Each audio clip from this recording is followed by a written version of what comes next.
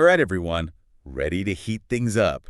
Today we're doing a deep dive on, well, you guessed it, the Blaze. Ooh, yeah, classic. We've got some awesome info straight from Minecraft's Fiery Blaze, Yeah, origins and encounters, really cool stuff. We're not just going to cover the basics on how to fight them. right. We're going to figure out what makes them tick, where they come from, Yeah. maybe even spark some ideas for your next big server event.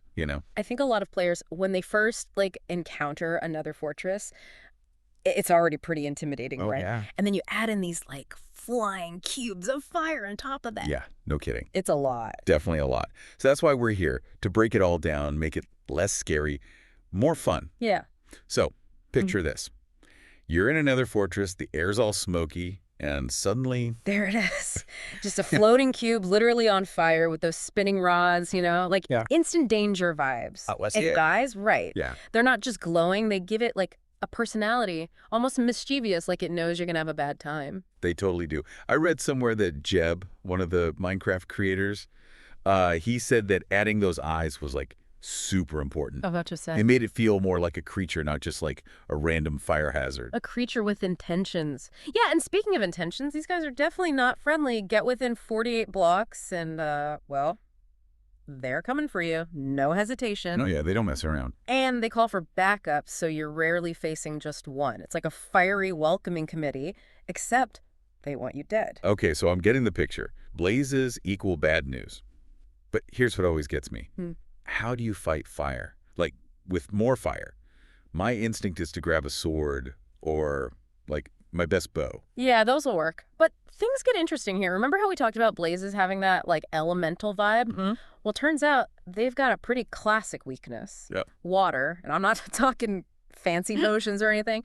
Just good old snowballs, splash water bottles. Those do the trick. Wait, seriously, snowballs. Yep. Seems counterintuitive, right? It does. But think about it. That whole fire and water thing. You're using the Blaze's opposite to extinguish its power. That's so cool. I wonder if Yeah. the first players who figured that out were just panicking, throwing anything they had. And boom, accidental victory. Exactly. Sometimes the best solutions in Minecraft are the ones that, make you think a little differently. Outside the box. Totally. So we know defeating a blaze isn't just about survival, though. There's loot involved. Oh, yeah. Good loot. And those blaze rods they drop, those are essential, right? For crafting, brewing. Super useful, especially if you've got the looting enchantment on your weapon. More rods per blaze. Nice. But word of caution from personal experience, don't get greedy. Yeah. There are probably more blazes lurking around. Grab your loot and get out of there before you become part of the scenery. Solid advice. So we've covered the in-game stuff, but I'm kind of curious about something else. Are there any real-world inspirations for the blaze? Ooh, good question. Beyond just being fiery, is there anything deeper going on there? I think so, yeah. It's easy to get caught up in the game mechanics, but when you start thinking about real-world stuff, it gets way more interesting. Okay, I like where this is going. So have you ever heard of the phoenix? Yeah, the mythical bird bursts into flames and then rises from its own ashes. Exactly. I can definitely see a parallel there. To the blaze, I mean, both creatures of fire, almost like they represent destruction and then rebirth or something. Yeah, and that idea of fire as a symbol of transformation, it's not just the phoenix. Oh, really? Oh yeah, tons of cultures have myths and rituals tied to fire. Zoroastrianism, where fire is sacred, represents purity and truth. Wow. They even have fire temples with a flame that's always burning. I never realized how much fire symbolism is out there. Yeah. Makes you think about the blaze differently, huh? Less like a monster to kill, more like, I don't know, this ancient, powerful being. Right. And it's not just ancient cultures either. The Olympic torch, for example. That's a direct link to the myth of Prometheus, who stole fire from the gods. Right. And gave it to humans. And that single flame, it's carried all over the world. And it symbolizes, unity, the pursuit of excellence. That's really cool. So we've got the Phoenix, ancient religions, the Olympics.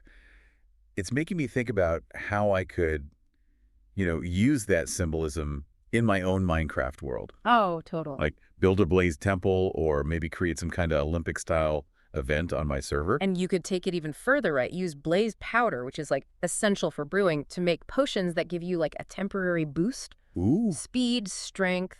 It'd be like tapping into that mythical firepower. To achieve something amazing. Okay, I love that. It's like you're not just battling the blaze, I don't know, you're learning from it. Yeah. Harnessing its power. Exactly. Which actually brings me to something I've been wondering. Go for it. Well, we've talked about fighting blazes and, using their drops and stuff. But what about actually using a blaze itself? Yeah. Like, could you, I don't know, capture one, use it as part of an event, maybe? Or a challenge? That's a good question. Definitely brings up some interesting stuff. I mean, on the one hand, it's Minecraft, right? You're always battling mobs. So maybe capturing one for a specific purpose isn't, like, inherently wrong. Yeah. Especially if it's for something fun and unique for the players, Right. And it could even be like giving the blaze a purpose beyond just being an angry mob. Right. Like maybe it's the guardian of a challenge or something. Exactly. But on the other hand, you could argue that it's basically enslaving a creature, right, for your own entertainment. True. Even in a virtual world, it's good to think about those things. It's like that whole with great power comes great responsibility thing. Exactly. If you're going to use a blaze like that, you got to do it respectfully, thoughtfully. For sure. And this actually leads perfectly into something we wanted to ask you. Imagine you're the game designer, right? And you have to create a brand new fire mob. What would you do? Ooh, that's a tough one. The blaze is already so iconic. It is. But I guess there's always room for more fire creatures in the Nether, huh? Of course. Let your imagination run wild. Would it be more like defensive, creating walls of flame, maybe? Or would it be super fast, like a living ember darting all over the place? I kind of like the idea of a defensive one. Maybe you could, like, absorb heat from around it to power up its attacks. Ooh, like a living forge. I love that. Yeah. And what about weaknesses? The blaze is vulnerable to water and snowballs, right? What would be the Achilles heel of your fire mob? Maybe something unexpected, like a sensitivity to certain sounds or vibrations. Imagine, like, fighting a fire creature by playing music. Well, Or creating rhythmic sounds. It add a whole other dimension to combat. that's amazing. It totally flips the script and, like, creates so many possibilities. Right.